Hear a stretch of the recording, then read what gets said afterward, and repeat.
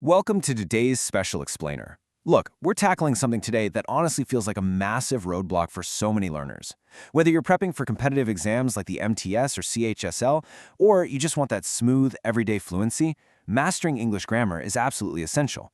But here's the secret. Those 12 tenses you've been staring at for years, they aren't just random rules you have to blindly memorize. No way. They're actually just a simple, mathematical formula. So today we're going to break down that ultimate formula together using really clear visual building blocks. Let's get into it. Okay, let's dive into this roadmap. We'll start with grammar foundations, then look at Bengali versus English structure. After that, we're mastering the present tense, unlocking the past tense, and finally, navigating the future tense. I promise it's going to be a breeze. So, Part 1, Grammar Foundations, Time and Actions. You know, it helps to think of a tense like a coordinate on a map. To find your exact location, you need two things: the time period, so past, present, or future, and the specific state of the action. And every single action falls into one of four states. First, indefinite, which is just a general everyday action. Then continuous, meaning the action is happening right now, it's ongoing. Third is perfect, meaning the action is 100% complete. And lastly, perfect continuous, which just means it started in the past and is still ongoing for a specific duration of time. Now, here's the magic. Multiply our three time frames by these four states of action and boom, you get the exact 12 tenses we need to conquer today. It's literally just simple multiplication. Moving right along to Section 2, Sentence Structure, Bengali versus English. Right, so before we start plugging verbs into these formulas, we absolutely have to address the biggest mental block for Bengali speakers trying to translate their thoughts into English, and that's word order. In Bengali, you say the subject, then the object, and finally the verb. For example, Ami football Kelly literally translates to I football play. But English demands a totally different architecture. It goes subject, then verb, then object. So it becomes I play football. We always have to place the action before the object. To keep things crystal clear for us today, we're going to use I play football as our constant variable across all 12 tenses. Okay, Part 3, Mastering the Present Tense. So, the crucial point here is this. If you deeply understand how the present tense works, the past and future are naturally going to fall right into place. Let's look at the present indefinite. For a simple affirmative sentence, it's just subject plus verb plus object. I play football. Simple, right? But look really closely at the negative and interrogative forms. To say no or to ask a question, we actually have to bring in a little helper. I do not play football. Do I play football? See that? We introduce the word do to make the math work for questions and negatives. But you really gotta watch out for this trap. The absolute most common beginner mistake happens right here in the present indefinite. When your subject is third-person singular, meaning, you're talking about someone else, like he, she, Ram, or Sham, you absolutely must add an S or ES to the verb, so I play becomes he plays. And when asking a question, that S jumps right over to our helper verb, so do becomes does. Does he play? Seriously, lock this rule in your memory. It's a real game changer. Now, what about actions happening right at this exact second? Well, that's the present continuous. Look at how logical this is. We add a supporting verb, in this case, am, and we just attach an ing suffix to our main verb, I am playing. For the negative, you just slip in a not, I am not playing. And for the interrogative, we just swap the subject and the supporting verb. Am I playing? See? The formula is just incredibly consistent.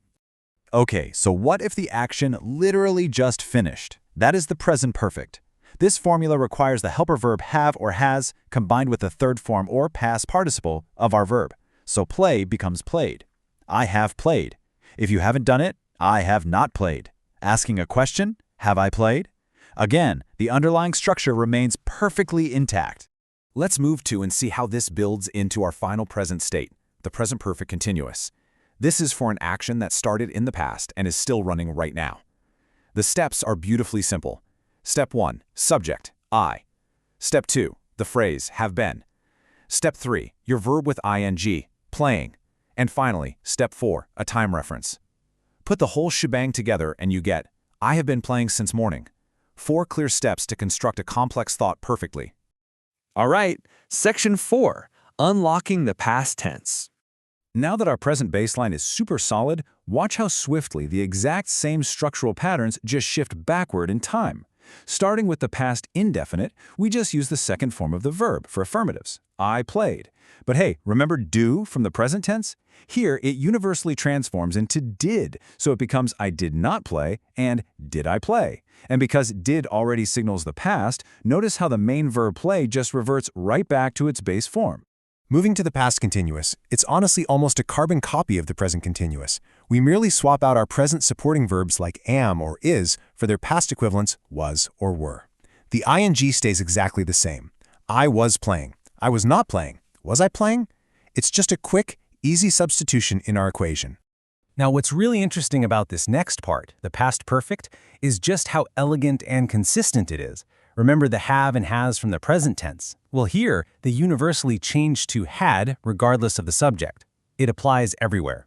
I had played, I had not played, had I played?